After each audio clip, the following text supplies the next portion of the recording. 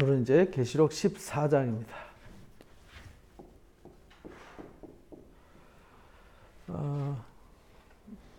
계시록이 하늘 보좌에서 한 일이 펼쳐지죠. 한 보좌, 하나님의 보좌에서 일곱 인으로 봉인된 하나님의 비밀이 공개되어지고 일곱 나팔이 불려지고 그리고 일곱 대접으로 마무리가 되죠. 나팔이 불고 대접으로. 그래서 우리가 5장에서 4장의 보좌, 4장에서 보좌에 대한 하나님 말씀을 들었고요. 이제 5장, 6장에서 일곱인에 관한 말씀을 들었어요. 5장에 일곱인은 하나님 오른편에 있었고 그것을 띈 분이 예수 그리스도셨고 그걸 띄자 이 땅에 하나님의 비밀이 공포되어지고 하나님의 뜻이 이 땅에 이루어지는 과정을 이제 설명을 들었습니다. 그 다음에 일곱 나팔은 이제 이게 8장 얘기죠. 8장에 일곱째 인이 띄어질 때 일곱 나팔이 예비가 되어지고 8장부터 9장까지 여섯째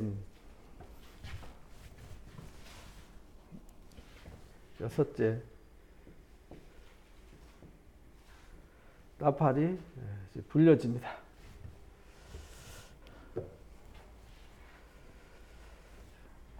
그래서 우리가 이 11장에서 중간에 이제 5장과 6장 사이, 8장과 9장 사이에 여기 삽입장이 있는데요. 그게 이제 7장이라고 그랬습니다. 7장에서 일곱 인의 역사와 함께 여기 이제 인치는 역사가 있습니다.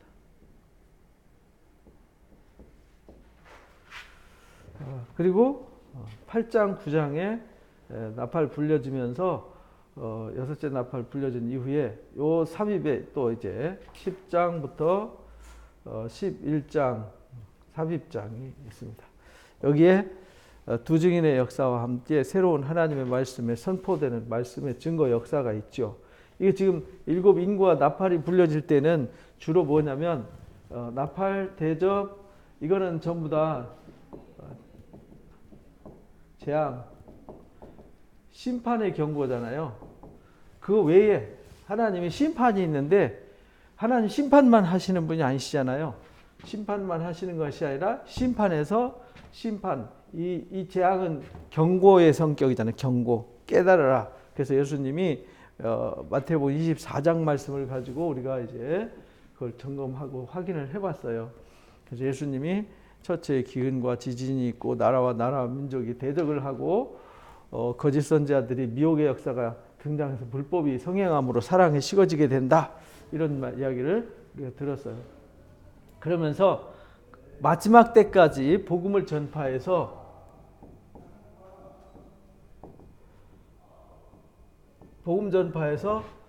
구원하시는 일을 이제 하게 되는 거죠. 구원하시는 일을.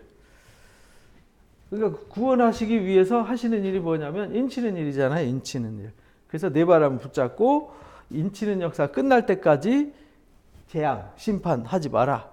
그래서 보호하는 거죠. 여기 이제 구원받을 복음 전파를 통해서 보호받는 자들이 있는 거죠. 그런데 여기 심판의 자리에서 벗어나지 못하는 사람들이 있어요. 그래서 여기 10장, 11장에서도 하늘에서 한 천사가 내려와서 말씀을 받아먹고 그 말씀을 전하는 역사가 있죠. 그게 두 증인의 역사였다라는 걸 우리가 앞에서 공부를 했습니다. 이렇게 하고 나서 하늘에서 전쟁이 있어서 사단이가 내어 쫓겨가지고 여기 이제 일곱 대접이 일어나기 직전 여기 이제 12장, 13장에 여기 전쟁이 일어납니다. 전쟁. 어떤 전쟁이냐? 영적 전쟁이죠. 사탄이가 내어 쫓겼어요. 내어 쫓겨서 바다 모래께에 서서 대적을 하는데 대적하는 게 누굴 대적하냐면 여기서 전쟁을 할 때 아군과 전쟁은 안 하죠. 적군과 전쟁하는 거지. 적군과 전쟁하는 거지 아군끼리 전쟁하지 않아요. 예수님이 마태복음 12장에서 그 말씀을 이제 분명히 가르쳐 주셨죠. 예수님이 귀신의 왕 바알세불을 힘입어서 귀신을 내쫓는다. 그러니까 야 아군끼리 싸우면은 그 전쟁이냐라고 이제 말씀을 하셨던 얘기가 요 이야기입니다. 그래서 아군끼리 전쟁하지 않고 여기 이제 적군이 있습니다. 사탄의 쫄개들과 이제 하늘의 천사들과 또 하늘의 군대들과 싸워가지고 사탄이가 하늘에서 패하고 쫓겨나서 이 땅으로 내어 쫓겼다. 그래가지고 땅으로 내어 쫓겨서 이 하늘에 속한 자들, 이 천사들한테 패해서 쫓겨나는데 누구를 대적하냐면 이 사탄의 적군이 누구냐면 그리스도의 사람들이란 말이에요. 예수님에게 속한 사람들, 어린 양에게 속한 사람들.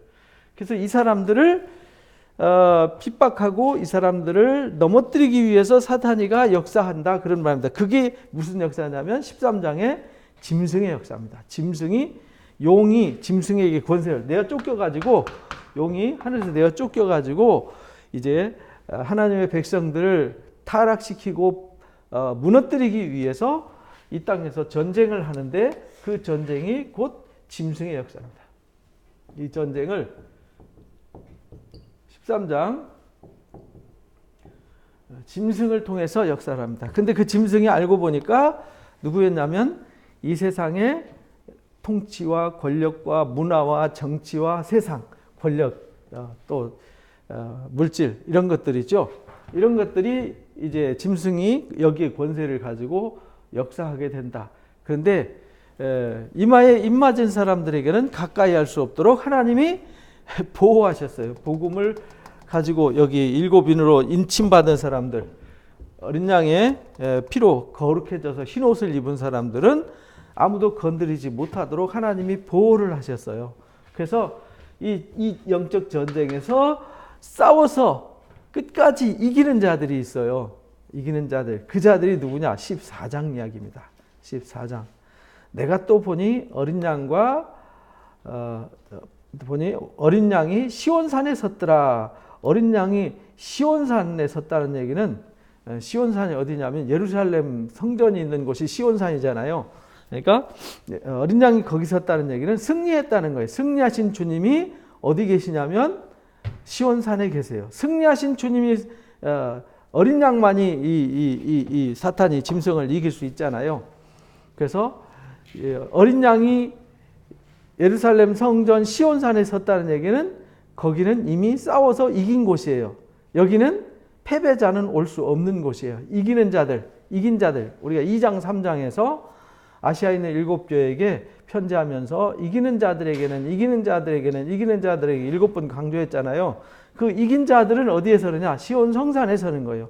이긴 자이신 주님과 함께 할 수 있는 것이죠.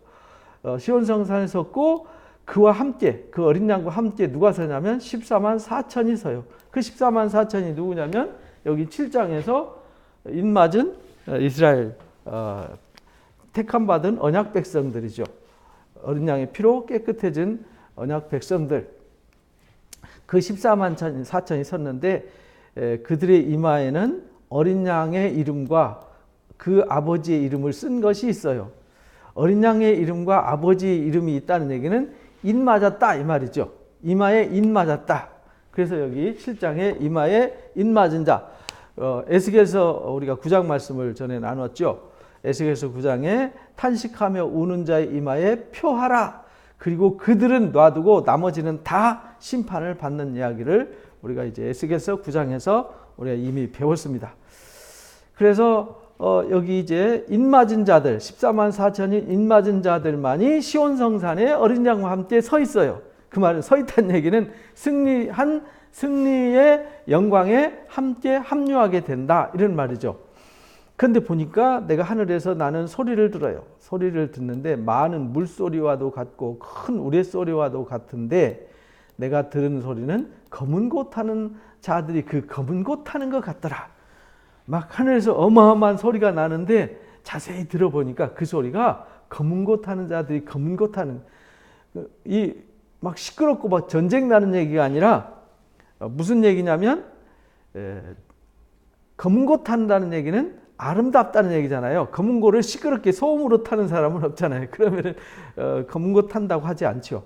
검은 고는 아름다운 선율로 아름다운 찬양을 하는 것이죠. 그 말은 큰 소리로 찬양하더라 이런 말이죠. 어마어마한 천군 천사들이 찬양을 하죠. 우리가 이제 어린 양이 책을 취하니까 이제 내생물과 24 장로들과 천군 천사들이 다 그 앞에 엎드려 갖고 찬양했잖아요.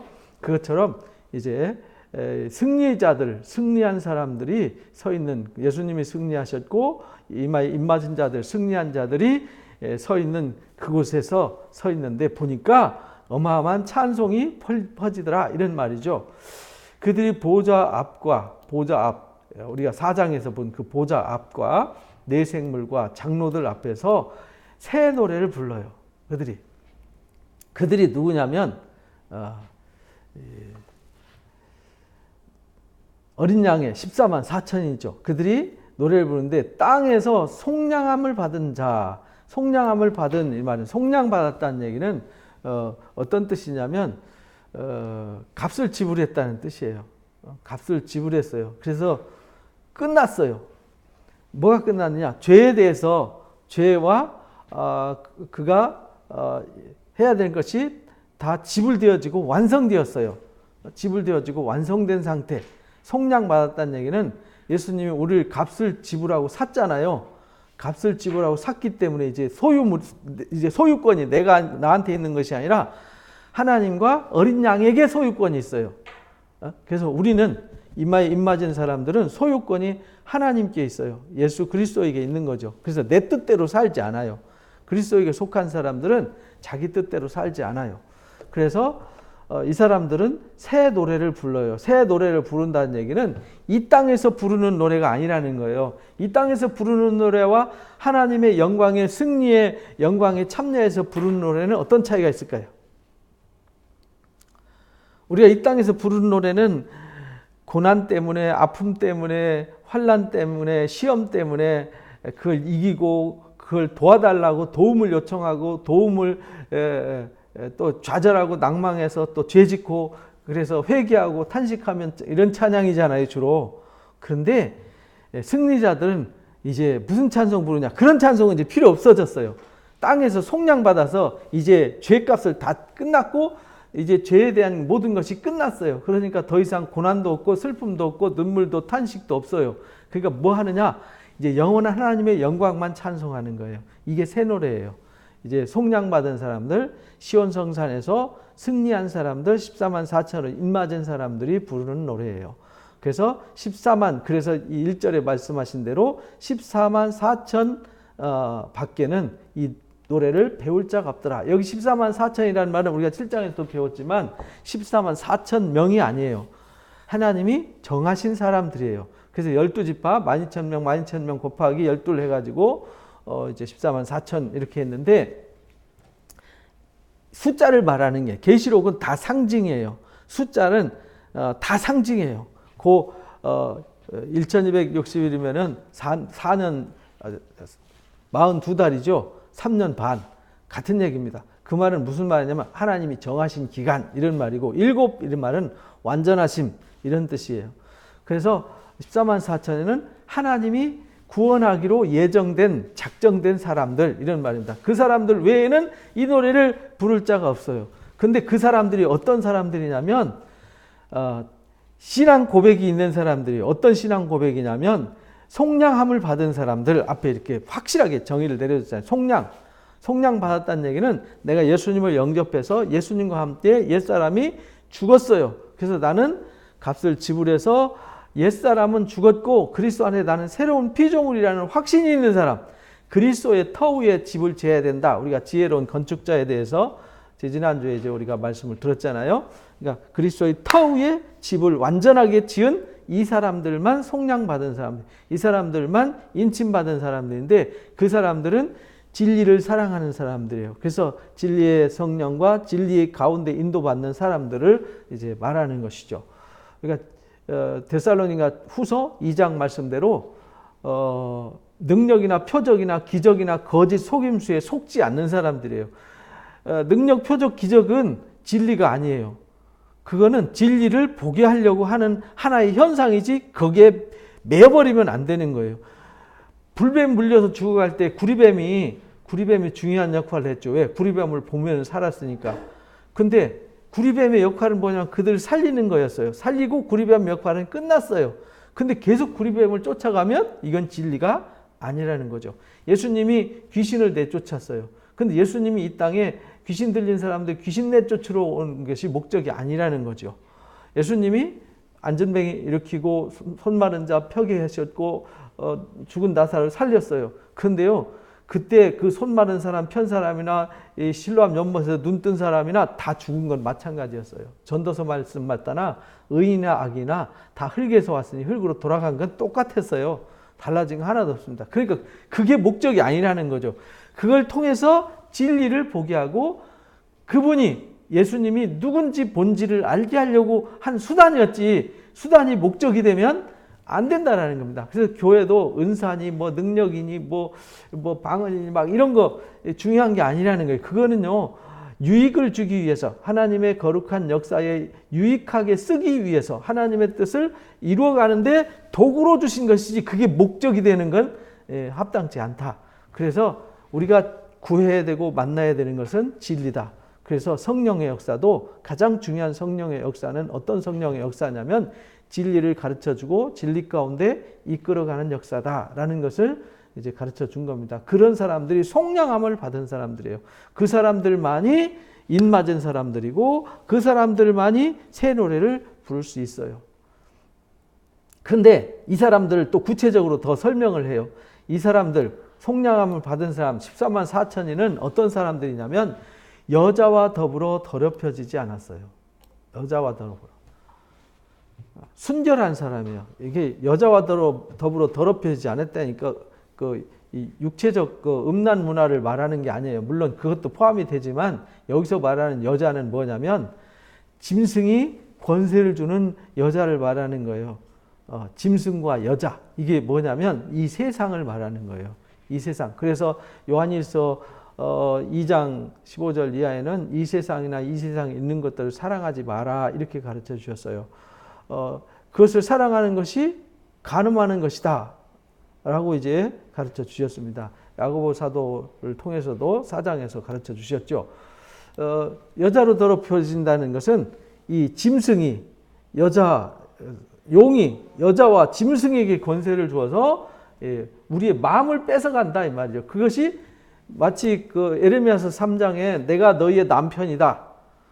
그러니까 너희는 나한테 와라. 만약에 본 남편인 나한테 너희가 시집 왔다가 바람 펴서 나갔으면 다시 본 남편 앞에 돌아올 수 있니? 못 돌아온다. 이렇게 됐어요. 왜냐하면 신명기 24장에 여자가 음행을 해서 쫓겨났어요. 나갔어요. 그러면은 본 남편은 못 돌아와요. 왜? 더럽혀졌기 때문에. 그것처럼 에레미야서 3장에 그렇게 말해요. 그런데도 너희들이 북이스라엘이 이혼증서 써줘서 망한 거 보면서도 여전히 너희가 음행을 행하고 있다. 그러니까 그 음행이 여자와 더불어 더럽혀진 거죠. 우상, 세상 문화에 더럽혀진 거죠. 지금 여기 여자는 오늘날 우리가 살고 있는 이 시대의 여자는 누구냐면요. 세상 문화입니다. 돈, 권력, 쾌락, 문화. 하나님보다 그것을 더 사랑하는 사람, 그것이 하나님보다 더 중요한 사람. 그런 사람들은 여자와 더불어 더럽혀진 거예요. 하나님보다 그게 우선순위가 되고 하나님은 저 끝전이에요. 그러니까 하나님과는 관계가 없는 거죠. 오히려 그와 결혼한 거예요. 문화와 결혼했죠. 돈과 결혼했죠. 돈만을 위해서 살아요. 권력만을 위해서 살아요. 쾌락만을 위해서 살아요. 이 사람들은 누구냐면 그것과 결혼한 사람들이에요. 그래서 하나님을 떠나서 바람 피운 거죠. 그 사람들이 여자로 더불어 더럽혀진 거예요. 그러니까 이 삶 속에서 우리 삶 속에서 하나님이 우선순위인 사람이 가장 우선순위. 그래서 주의를 목숨같이 여기고 지키는 사람들 이게 중요한 거예요. 그런 사람들이 여자로 더불어 더럽혀지지 않은 사람들이에요. 이런 사람들은 하나님과의 관계에서 절대 양보하지 않죠. 그래서 순결해요. 그래서 어린 양이 어디로 인도하든지 따라가요. 어디로 인도하든지. 그만큼 어린 양을 신뢰한다는 거죠. 100% 예수 그리스도와 하나님의 말씀을 또 하나님을 온전히 신뢰하고 진리를 온전히 신뢰하고 진리에게 내 목숨을 맡기는 거죠. 근데 하나님 앞에 안 맡기고 돈에, 쾌락에, 권력에, 문화에, 세상에, 사람에게 내 목숨을 맡기면 그 사람이 그것에 의해서 구원받고 생명을 얻는 것이 아니라 저주와 심판에 이르게 된다라는 겁니다. 그래서 아주 적나라하게 이 부분을 가르쳐 주신 거예요. 여자와 더불어 더럽혀지지 않은 사람, 어린 양이 어디로 인도하든지 따라가는 자, 이 자가 입맞은 자, 14만 4천, 시온 성산에 어린 양과 함께 승리자로 이긴 자들이 돼서 시온 성산에 서는 자, 이렇게 되는 거죠. 또 사람 가운데서 속량함을 받아, 아까 이제 속량함을 받은 14만 4천이라고 그랬잖아요. 사람 가운데서 속량받았어요. 그 말은 사람 가운데서 심판받을 자들, 이미 심판받은 세상에서 구별된 사람들, 이런 말입니다. 거기서 구별돼서 흠이 없는 사람들로서 처음 익은 열매다. 처음 익은 열매. 처음 익은 열매는요, 우리가 하나님 앞에 제사 드릴 때 레위기 26장에 너희가 첫 열매를 거두면요, 가장 귀한 것, 가장 만물, 첫 것을 하나님 앞에 드려라. 그래서 양도 낳으면, 새끼 낳으면 첫 것을 하나님 앞에 드렸어요. 6월절 제사 드리듯이. 왜냐하면 예수님이 우리의 6월절 첫 희생의 제물이 되셨기 때문에 우리는 다 어린 양에게 속한 거예요. 그래서 우리가 속량함을 받아서 처음 익은 열매로 하나님과 어린 양에게 속한 자들이더라. 그 조건을 잘 보면 알아요. 속량받은 자, 새 노래를 부를 수 있는 자, 시온 성산에 서서 승리한 자, 여자와 더불어 더럽혀지지 않은 순결한 자, 어디로 인도하든지 따라가는 자, 속량받아서 첫 열매로 하나님 앞에 온전히 드려진 자, 이런 말이죠. 그래서 어린 양께 속겠어요. 첫 열매예요.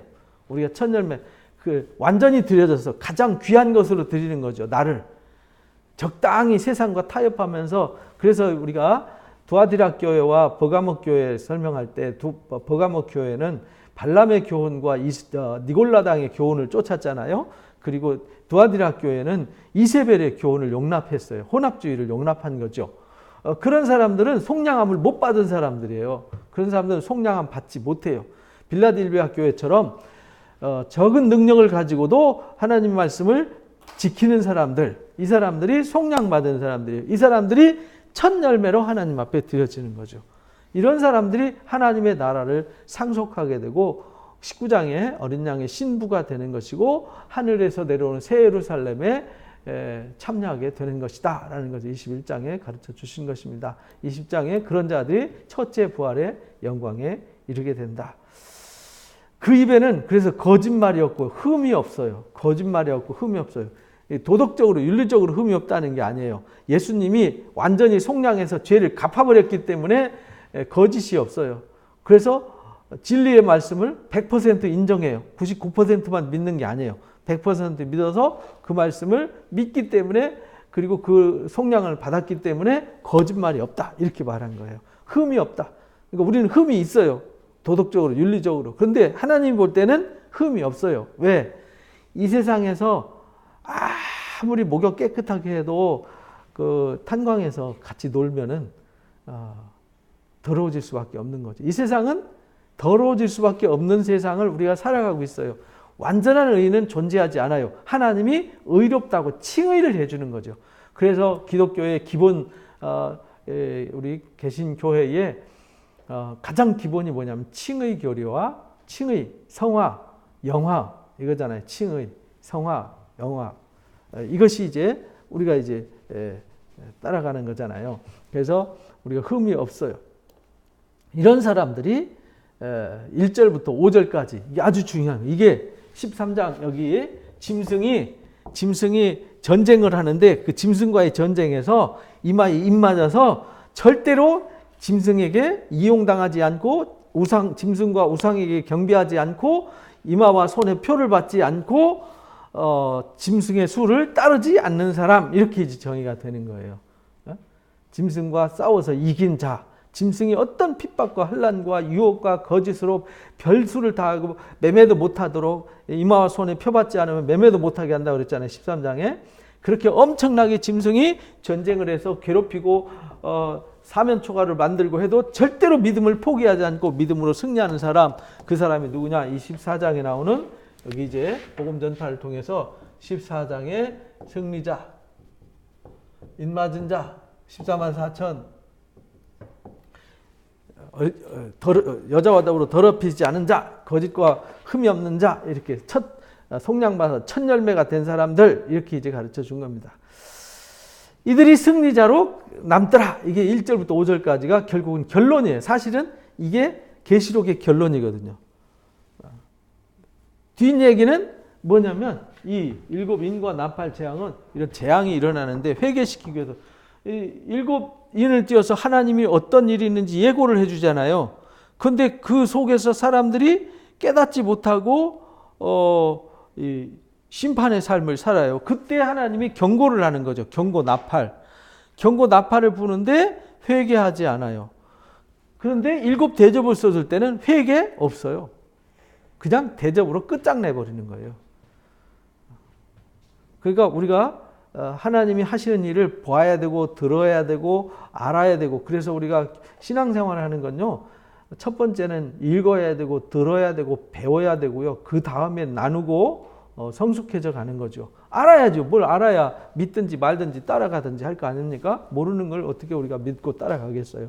그래서 이 신앙생활은 교회가 하는 일이, 그래서 예수님이 가르쳐 지키게 하라라고 그렇게 애타게 강조하고, 사도 바울도 디모데한테 마지막 유언편지 쓰면서 강조한 것이 가르치며 경책하며 권고하라라고 가르친 겁니다. 그러니까 우리가 해야 될 일은 마지막 계시록에도 똑같이 읽고 듣고 지키는 자가 복이 있다라고 하신 겁니다. 그만큼 기독교는요, 말씀이 곧 능력이고, 말씀이 곧 길이고, 말씀이 곧 진리고, 말씀이 곧 생명이에요. 그것이 말씀이 곧 하나님이에요. 말씀이 곧 예수 그리스도예요. 말씀이 곧 우리를 변화시키고 새롭게 하는 칼날과 같아요. 그래서 살아있어요. 우리 영과 마음과 관절과 골수를 찔러 쪼개고도 남음이 있다. 이렇게 이제 히브리서 4장 말씀에 가르쳐 주셨던 겁니다. 그다음에 6절부터 보니까 다른 천사가 공중에서 날아가요. 천사가 공중에 날아다닌다는 외에는 천사가 할 일 없이 방황하면서 하늘 날아다니는 게 아니죠. 천사가 날아간다는 말은 어떤 일을 심부름 받아서 어떤 일을 하는 거죠. 우리가 히브리서 1장 14절에서 배웠잖아요. 천사는 구원받을 후사들을 섬기라고 보내심이 아니뇨, 이렇게 말했잖아요. 구원받을 자들을 위해서 열심히 날아다니는 거죠. 뭐 하러 날아다니느냐? 땅에 거주하는 자들 곧 모든 민족과 방언과 백성들에게 전할 영원한 복음을 가지고 있는 거죠. 그래서 우리가 복음을 가지고 있는데, 천사들이 마태복음 18장처럼 사람들에게 천사가 있다 그랬잖아요. 누구 한 사람을 시족시키면 그와 함께하는 천사가 하나님 앞에 고발한다, 이렇게 말씀하셨잖아요. 그러니까 우리 삶 가운데 천사들이 동행하고 있는 거예요. 히브리서 1장 14절 말씀대로 우리를 돕기 위해서 천사들, 하나님의 영이 또는 성령이 우리 가운데 역사하셔서 우리를 돕는 거죠. 이 천사들도 우리가 복음을 전할 수 있도록 우리에게 복음을 전해주고 알게 하고 깨닫게 해요. 그럼 우리가 받은 복음을 가만히 갖고 있으면 안 되잖아요. 그래서 10장 11장에 이걸 먹으면은 이제 배에서 쓰게 되더라 그랬잖아요. 나가서 이걸 전해야 되는데 듣는 자는 없고 받는 자 원하는 자도 없고, 그러니까 우리 복음을 전하는 게 어려운 것이죠. 그래서 이 영원한 복음을 가지고 있어요. 또 보니, 그러니까 장면이 바뀐 거죠. 계시록은 이렇게 각 장별 순서대로, 역사 순서대로, 시간 순서대로 기록된 게 아니라 그랬잖아요. 이미 1절부터 5절은 이미 승리해서 끝났는데 또 다른 승리가 또 있어요. 승리의 역사를 여러 각도에서 여러 방향으로 설명한 거예요. 우리가 여기 6째 인을 띌 때 이미 세상 다 없어져 버리고 똘똘 말려버리고 없어져 버리는데 뭔 또 심판할 게 뭐 있어요. 그죠? 그래서 3분의 1, 4분의 1, 3분의 1, 그러다 여기는 완전히 심판, 이렇게 되는 거잖아요. 그러니까 경고의 성격을 가지고 있고, 같은 시대에 종말을 살고 있는 모든 역사를 통틀어서 얘기하는 것이지 어느 한 부분만 가지고 얘기하면은 그러면은 누구는 하나님이 그 역사를 이루고 누구는 안 이루고 그러면 하나님 불공평하시잖아요. 이 편지를 받은 사람이 아시아에 있는 7교회인데 이 편지 받은 사람들한테 해당 사항이 없고 중세기 사람들은 해당 사항 없고 근대 사람 해당 사항 없고 20세기 사람들 해당 사항 없고 21세기 사람들한테 해당된다 이렇게 말하면 그럼 그동안 성경 배우고 읽은 사람들 신앙생활하는 사람들 뭐 보고 신앙이 있겠어요? 그 말이 안 되고 앞뒤가 안 맞잖아요. 지금 이 시대가 말세예요. 완전한 말세. 왜? 지금이 지금이잖아요. 우리가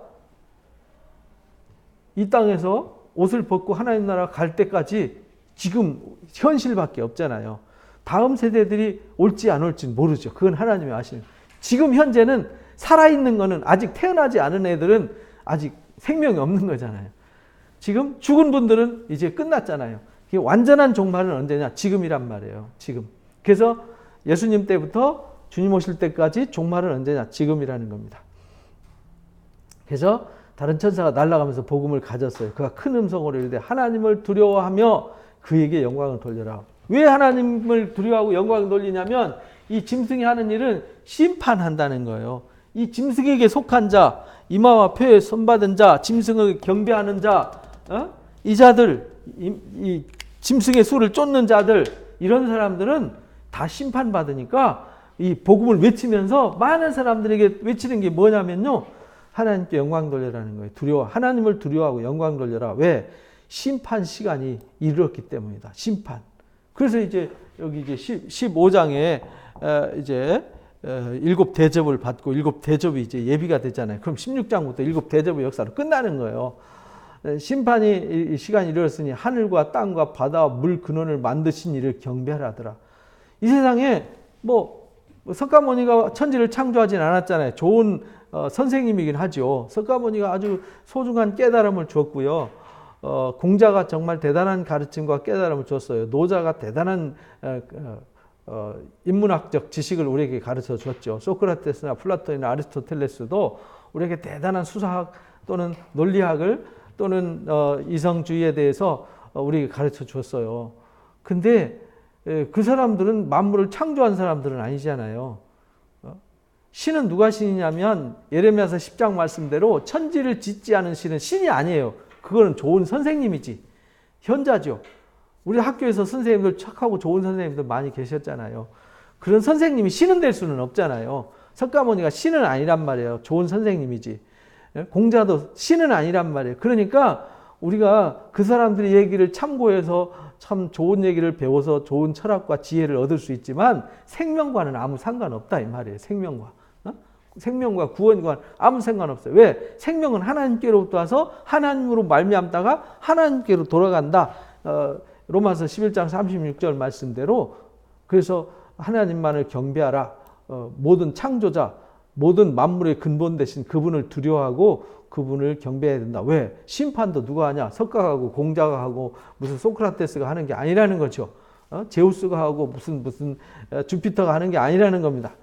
창조주이신 하나님이 하신다. 그분을 두려워하고 영광 돌려라. 이렇게 이제 천사가 날아가면서 얘기해요. 그때 또 다른 천사가 등장해요. 둘째 천사가 뒤따라가면서 무너졌도다 큰 성 바벨론이여. 그러니까 심판 시간이 이랬다 급하니까 막 그러니까 빨리 하나님께 돌아와 이래놔놓고요.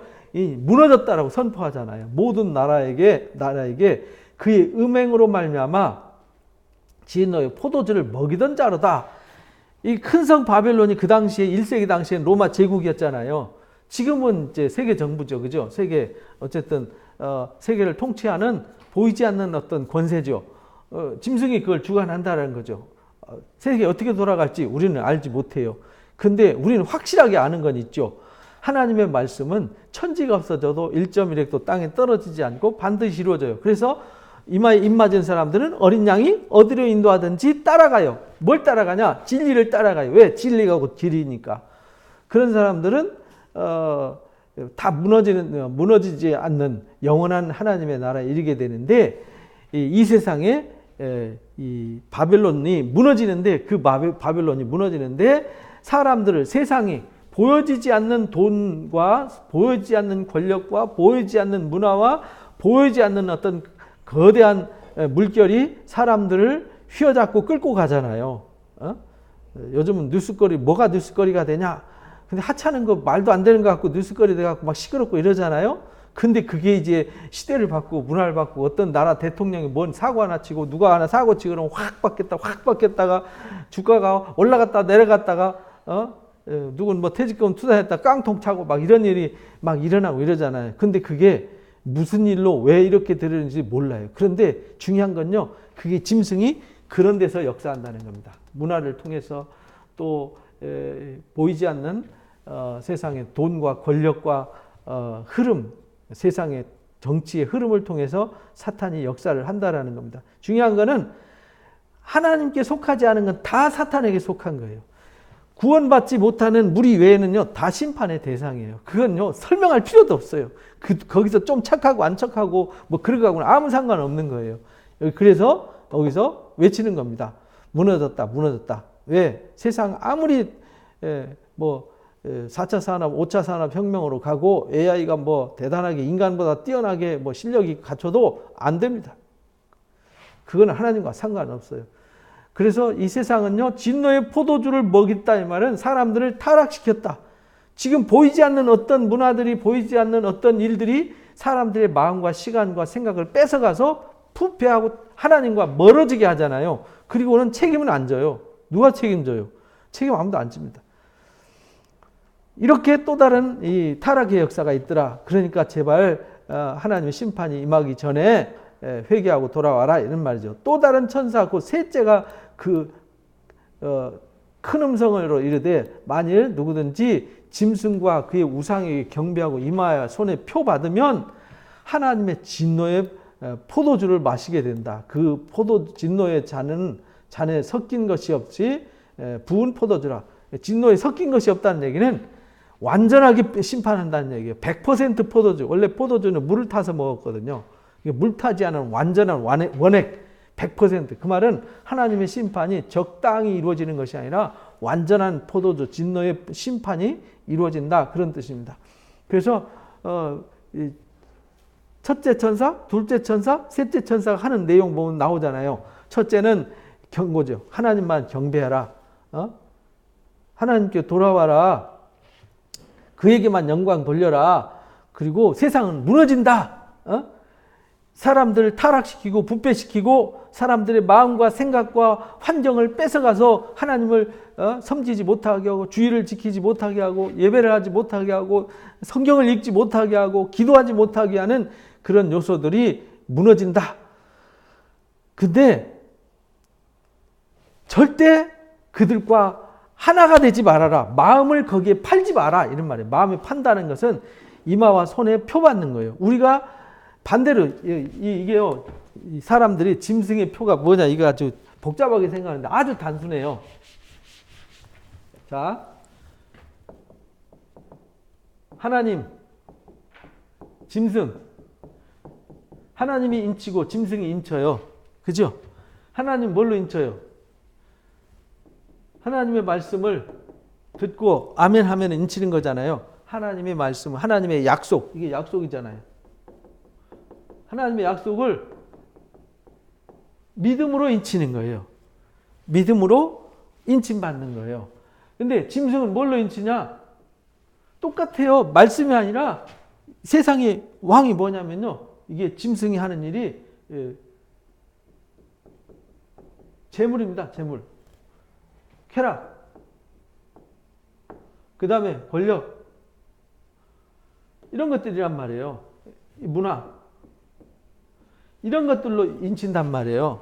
그러니까 우리는 하나님을 제일로 사랑해요. 그래서 하나님의 말씀을 마음판에 새겨요. 그래서 나의 삶의 본질이 뭐냐? 진리예요. 그래서 나는 삶이 뭘로 의해서 좌우되냐? 진리에 의해서 좌우돼요. 이 사람들 입맞은 사람들이요. 짐승이 표받는 사람들은 이마와 손이라는 말이 뭐냐면 이마. 우리가 이 쉐마의 말씀 신명기 6장 4절에 보면은 그렇게 말하잖아요. 하나님 외에는 신이 없다. 그러니까 다른 신은 섬기지 마라. 하나님을 사랑해라. 제일로 사랑해라. 그리고 그 말씀을 마음에 새겨라. 그리고 앉았을 때든지 누웠을 때든지 길을 행할 때든지 이걸 가르쳐라. 자녀들한테. 그리고 손목에 메고 이마에 붙여라 이렇게 말했잖아요. 이 똑같은 거예요. 잊지 마라. 근데 사람들이 이마에 붙인다는 건요, 세상 바라보는 거예요. 내가 무엇을 바라보든지 다 이 말씀으로 바라봐야 되는데, 말씀으로 바라보는 게 아니라 다 돈으로 보는 거죠. 다 쾌락으로 보는 거예요. 재미로 보는 거죠. 권력으로, 이 세상 문화 푹 빠져갖고, 거기에 푹 빠져서 거기에 사는 거죠. 이 손이 뭐 하는 거냐면 일하는 거잖아요. 일하는데 다 이것만을 위해서 사는 거예요. 이들의 머리도, 손도, 발도 이 사람들이 그래서 이 짐승에게 인맞아요. 그래서 이마와 손목에 표 받지 마라. 이 표 받는다면 인맞지 마라 이 말입니다.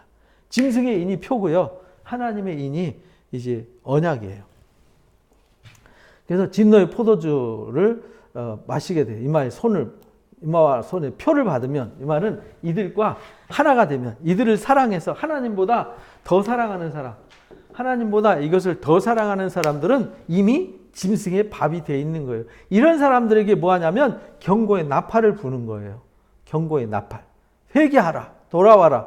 근데 적당히 타협하는 거죠. 아니, 신앙생활도 중요하지만 먹고 살아야 될 거 아닙니까? 신앙생활도 중요하지만 가족들도 중요하지 않습니까? 가족들도 하고 놀러도 가고 가족들 친척도 찾아다녀야 되고 그러는데 이렇게 얘기하잖아요. 근데 누가 그런 거 하지 말라고 한 건 아니잖아요. 그걸 구별해서 주일을 하루 쉬면서 안식하면서 영적인 회복을 이루어야 되는데 그거는 내팽개쳐 버리고 일주일 내내 딴 것 하다가 정작 하나님 앞에 드려야 될 시간마저도 세상에다가 다 뺏겨버리면은 그 다음에는 방법이 없잖아요. 그래서 이 상당히 두려운 말씀이에요. 두렵고 떨리는 말씀입니다. 그래서 진노 이런 사람들은 포도주를 마시게 되는데 완전한 심판을 받아요. 완전한 심판이 그래서 불과 유황으로 고난을 받는 거예요. 그래서 마지막 이 계시록 20장에 이 마지막 사망이 심판받아요. 사망이 심판받아서 사망을 주관하는 짐승과 우상과 거짓 선지자들과 거기에 속한 이 짐승에게 경배하고 이마와 손에 표받은 자들이 다 산채로 불못에 던져져서 영원히 꺼지지 않는 불에 영원히 고난을 당하는 거죠. 이게 뭐냐? 심판이라는 거죠. 그래서 거룩한 천사들 앞과 어린 양 앞에서 불과 유황으로 고난을 받게 된다. 짐승에게 경배하고요, 우상에게 경배하고 이마와 손에 표받는 사람들은 경배한다는 말은 뭐냐면요, 이거를 쫓는 거죠. 돈이 최고예요. 누가 돈 많이 벌었다, 누구는 돈 많이 벌었대. 돈을 너무 사랑하는 사람들. 돈은 주신 수단이지, 10,000원 가지고도 행복할 수 있고요, 1조 가지고도 불행할 수 있는 게 돈이거든요. 어떤 분이 그래요. 열심히 돈을 벌었어요. 60, 70까지 쭉자 사자 돈을 벌었어요. 그 돈을 벌었는데 나이가 벌써 70이 됐어요. 그러면 그 돈을 어디다 써요? 못 쓰죠. 아까워서. 병원 가는 것도 아까워요. 뭐 먹는 것도 아까워요. 그동안 어떻게 벌었는데. 그러다가 병원에 입원해서 죽었어요. 그 돈 누구 거대요? 그래서 예수님이 그러잖아요. 이 바보야. 오늘 밤 하나님이 네 영혼 데려가면 그거 누구 거 되니? 이게 돈이 목적이 아니라는 거죠. 이게 목적이 아니라는 거예요. 하나님을 경외하면 공중에 나는 새도 먹이시고 들판에 백합화도 하나님께서 입히시거늘 하물며 너희일까 보냐? 무엇을 먹을까 마실까 입을까 염려하지 마라. 하나님이 짐승이나 들의 백합화보다 너희를 더 사랑하신다. 우리가 먹어야 되고 입어야 되고 필요한 거 다 아신다. 우리가 구해야 될 것은 먼저 그의 나라와 의를 구하는 것이다 라는 아주 상식적인 말씀을 주셨는데 우리가 그 상식적인 말씀의 약속조차도 못 지키는 수준이 되었다 이런 말입니다. 그 고난의 연기가 세세토록 올라간다는 거예요. 이 심판이. 그래서 천사들이 3번이나 나타나가지고 경고하는 거예요. 왜? 이 고난의 연기가 세세토록이라는 말은 영원히 다시 기회가 없어요. 다시 기회가 없어요. 짐승과 그의 우상에게 경배하고 그 이름표를 받는 자는요, 누구든지 밤낮 쉼도 없어요. 영원토록 고난을 받는데 지금 우리는 힘들어도 저녁에 가서 잠이라도 자잖아요. 일하고 힘들면은 10분이라도 담배 피우는 사람들 담배 타임이라도 있잖아요. 없어요. 여기는 하나님 나라에서는 담배 타임도 없습니다. 저녁에 잠자는 시간도 없어요. 쉬는 시간도 없습니다. 영원토록 밤낮을 쉼을 얻지 못하고 심판. 그러니까요, 애가 타가지고 하나님이 그 7인을 공개하면서 이마에 인치면서 하나님이 그들을 보호하시고 끝까지 인내, 끝까지 사랑하셔서 끝까지 하나님이 이 영원한 복음을 전파하셔서 이 짐승과 싸워서 이기게 하고 하나님이 그 편에 서서 성령으로 도와주시고 일깨워 주시고 천사들을 보내서 도와주시고 의인들을 통해서 도와주시고 하는데 사람들이 안 듣고 안 믿고 끝까지 짐승하고 놀죠. 끝까지 짐승하고 짝하고 놀아요. 절대로 왜? 짐승하고 사는 게 세상에 재밌고 즐겁잖아요. 돈 좋잖아요. 쾌락 좋잖아요. 권력 좋잖아요. 명예 좋잖아요. 세상 문화 너무 재밌잖아요. 그러니까 그거 교회 고리타분하고 따분하고 재미없고 성경 읽어봐야 뭔 말인지 모르겠고 이런 거죠. 성도의 인내가 그래서 여기 있는 거다. 성도의 인내. 그래서 성도의 인내가 필요한 거예요. 신앙은 인내입니다. 그들은 하나님의 계명과 예수에 대한 믿음을 뭐 하는 자예요? 지키는 자다. 이 지키는 자가 시온성산에 서서 새 노래를 부르고 영원한 하나님의 안식을 누리는 자들이죠. 그러면서 또 내가 들으니 하늘에서 음성이 나서 이르되 기록하라. 기록하래요. 중요하니까 기록하라는 거죠. 지금 이후로 주 안에서 죽는 자들은 복이 있다. 기독교의 신앙은요, 주 안에서 죽는 거예요. 바울이 나는 날마다 죽는다라고 고백했잖아요. 기독교의 신앙은 죽는 겁니다. 나를 따라오려거든 자기를 부인하고 자기 십자가를 져야 된다. 자기를 부인하고 자기 십자가를 져야 된다. 죽어야 된다는 거죠. 기독교의 신앙은 죽는 거예요. 뭐에 대해서 죽느냐? 재물 욕심에 대해서 죽는 거죠. 쾌락의 욕심에 대해서 죽는 겁니다. 권력 욕심에 대해서 죽는 거죠. 문화의 유혹에 대해서 죽는 것이죠. 다 죽는 거예요. 죽는 자가 복이 있어요. 그리고 진짜 주 안에서 순교하는 자가 복이 있고요. 주 안에서 진짜 마지막 순간까지 믿음을 지킨 자, 주 안에서 죽는다는 얘기는 죽을 때까지 믿음을 지킨 자가 복이 있다. 그러나 우리가 주님 오실 때까지 살아있으면 주님 오시는 그 순간까지 내가 믿음을 변하지 않고 지키는 자가 돼야 되죠. 그 자는 복이 있다. 여러 상황을 말씀하시는 거죠. 그렇게 말씀하시면 성령이 이르되 맞다, 그렇다, 아멘이다. 그들의 수고를 하나님이 아시고 수고를 그치고 이제 쉬게 해주신다. 그들이 행한 일이 따르기 때문이다. 그래서 성도의 인내와 수고가 없이는요 절대로 구원 없어요. 행위대로 심판받는다는 얘기예요. 그러면은 내가 말씀을 지키고 그리스도 안에서 하나님 주신 은혜와 복을 누리기 위해서 애쓰고 금을 찾듯이 은을 찾듯이 권력을 찾고 쾌락을 찾듯이 내가 하나님의 진리를 구하고 사모하고 엎드려 기도하고 한 일이 있었느냐? 하나님이 저울질해 보면 금방 나타난다는 거예요. 그래서 하나님이 저울질해 봐요. 계시록 에스겔서에 보면 나오잖아요. 저울질해 보고요. 이게 어느 쪽으로 기울었냐? 이건 뭐 물어보지 않아도 각자가 다 아는 거예요, 이거는. 그래서 그 수고가 따른더라. 그래서 믿음을 지킨 사람들, 이 복음을 듣고 끝까지 믿음을 지킨 사람들, 짐승과 한 짝이 된 사람들, 전쟁에서 패한 사람들, 이긴 사람들, 이렇게 구분이 되어지는 것입니다. 이 자들에게는 이미 1세기 당시에 순교해서 끝까지 믿음을 지킨 사람들은 영원한 안식을 얻게 되는 거고요. 지금 이 순간 장례식장에서 초상 치르고 껍데기 육신의 옷 벗고 주님 앞에 가는 사람도 영원히 쉼을 얻고 그 행위를 따라서 상을 받게 되는 것이죠. 그리고 우리가 주님 살아있을 때 주님 오시면 우리는 죽음을 보지 않고 살아서 호련히 순식간에 변화돼서 영원한 하나님의 나라와 첫째 부활에 참여하게 되는 것이죠. 그래서 1절부터 5절까지 또 6절부터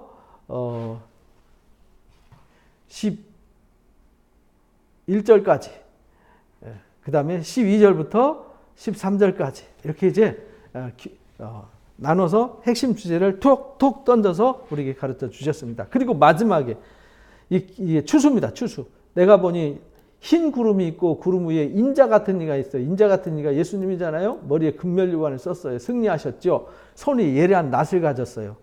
또 다른 천사가 성전에서 나와요. 성전에서 나와가지고 천사가 성전에서 나와요. 성전이 뭐 하는 데냐면 거룩하게 하는 곳이잖아요. 하나님께 나아가는 곳, 하나님을 만나는 곳, 하나님이 말씀을 선포하시고 하나님의 뜻이 실행되는 곳. 성전의 역할이 그거잖아요. 하나님께 나아가는 길. 그래서 예수님이 성전이 되셨어요. 그래서 성전이 없이는 우리가 하나님 앞에 갈 수가 없어요. 그런데 그 성전에서 나왔어요. 천사가. 구름 위에 앉은 이를 향해서, 구름 위에 앉은 인자를 향해서 큰 음성으로 성전에서 나와서 외치는 거예요. 성전에 안에서 외치는 게 아니라 성전에서 나와서 당신의 낫을 휘둘러 거두십시오. 땅의 곡식이 익었습니다. 거둘 때가 이르렀습니다. 곡식 거둘 때가 되었습니다. 익었습니다. 이 말은 성전에서 나와서 이미 지금 예루살렘 성에 지금 1절에 어린 양과 함께 시온 성산에 서 있는 사람들, 성전 안에 있는 사람이잖아요. 그래서 청량하되 성문 밖에 있는 사람, 성문 안에 있는 사람들은 청량하지 말라 그랬잖아요. 성 밖에 11장에 지팡이 같은 갈대를 주며 말하기, 성전과 제단 안에 있는 경배하는 자들 측량하고 성전 바깥마당은 측량하지 말라 이랬잖아요. 이 얘기가 그 얘기입니다. 그래서 성전에서 나와서 그러니까 성전에서 나왔다는 얘기는 성전 안에는 이미 승리한 자들이 14만 4천이니 어린 여자와 더불어 더럽혀지지 않고 순결하게 믿음을 지키고 속량함을 받은 사람들, 이런 사람들은 이미 시온 성산에 서 있어요. 그런데 나와서 낫으로 휘둘러 거둬요. 뭘 거두냐? 가라지를 거두는 거죠. 가라지. 그래서 주님이 오시는 일은 두 가지를 해요. 첫째는 구원이, 이미 14만 4천은 구원 받았잖아요. 구원 받아 이 하나님의 새 노래를 불러요. 영광의 새 노래를 부르는 자리에 있고요. 여기서 거두는 것은 알고, 추수는 두 가지잖아요. 거두어서 좋은 것은 그리스도 않고 나쁜 것은 버린다. 그러니까 거두어서 지금 이미 성전 안에 있는 사람이 있고, 나쁜 것은 거두어서 불에 던지기 위해서 휘둘러 거두는 겁니다.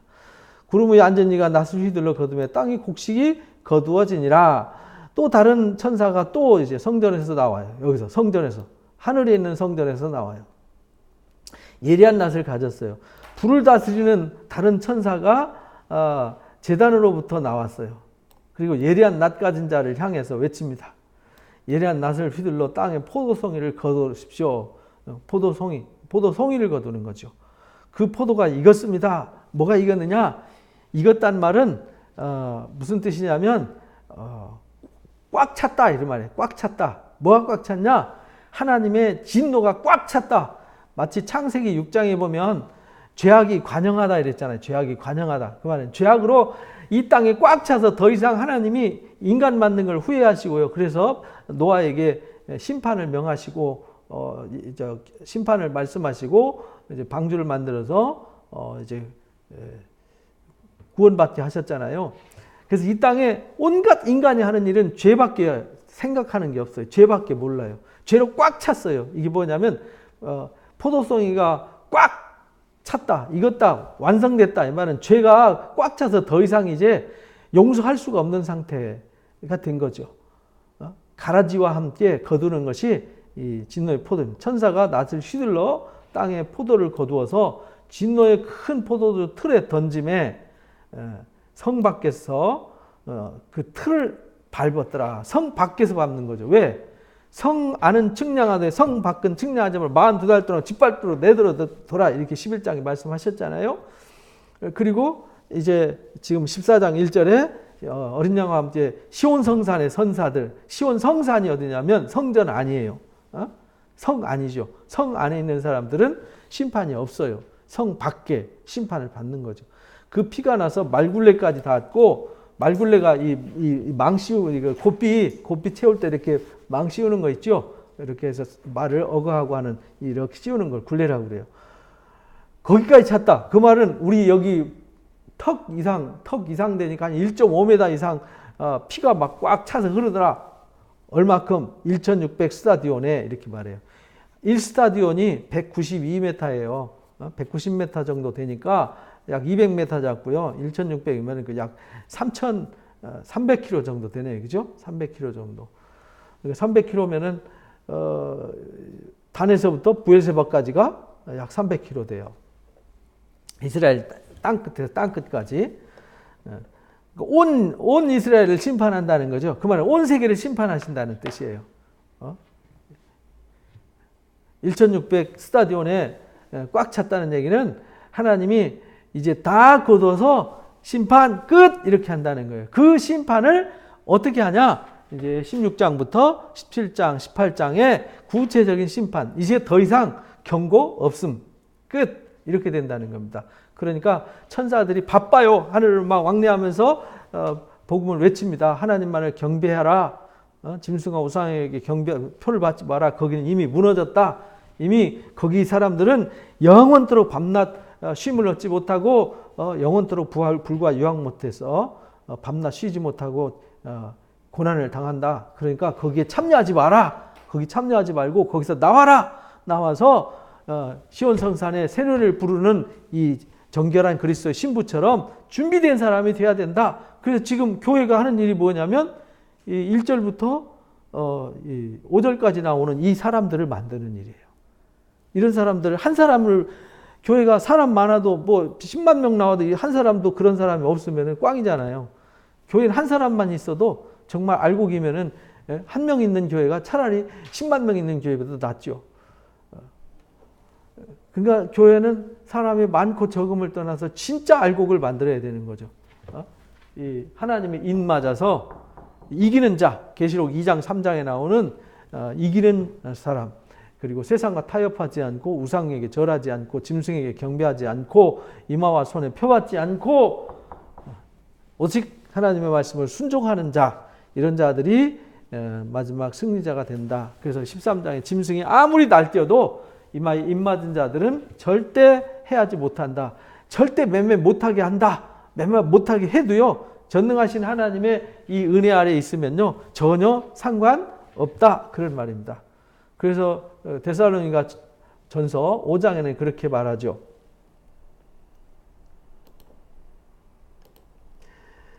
갑자기 주님의 나라가 오는데 도적같이 임한다는 거죠. 도적같이. 우리는 그러니까 정신을 차리고 깨어 있어야 된다. 도적같이 우리에게는 너희는 어둠에 있지 않기 때문에 그날이 도적같이 너희에게 임하지 못한다. 너희는 다 빛의 아들이요 낮의 아들이기 때문에 우리가 밤이나 어둠에 속하지 않았다.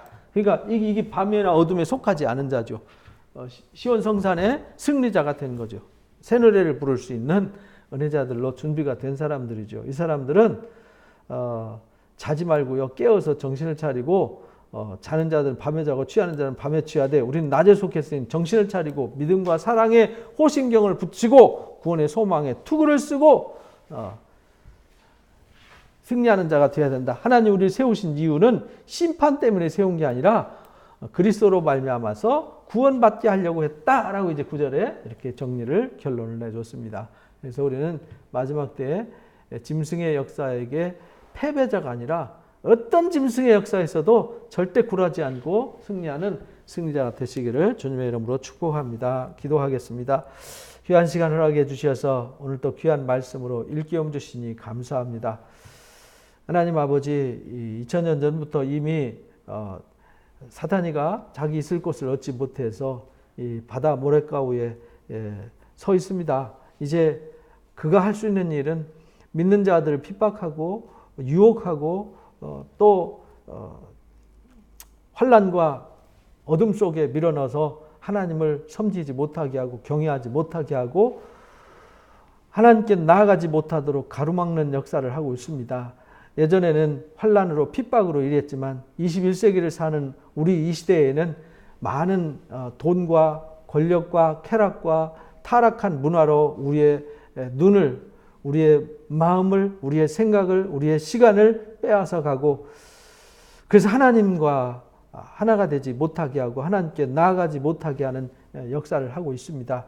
우리는 온전히 하나님 앞에 인맞는 자가 되게 해 주옵소서. 짐승과 싸워 이기는 자가 되게 해주시기를 원합니다. 그래서 시온 성산에 어린 양과 함께 승리자로 서게 하시고 여자와 더불어 절대로 더럽혀지지 않고 짐승과 우상에게 절대로 경배하지 않고 이마와 손에 절대로 표를 받지 않고 믿음의 정절을 끝까지 지키는 믿음의 승리자가 되게 해 주옵소서. 지금도 하나님께서 천사들을 통해서 또 의인들을 통해서 또 단에서 매일같이 하나님의 말씀을 경고로 외치고 있습니다. 경고의 말씀에 우리가 귀를 기울이고 정신을 차리고 깨어서 주님의 나라를 바라보면서 승리자로 살아가도록 인도해 주옵소서. 오늘 함께해 주심을 감사합니다. 영광 받아 주옵소서. 우리 주 예수 그리스도 이름으로 기도하옵나이다. 아멘. 감사합니다. 수고했습니다.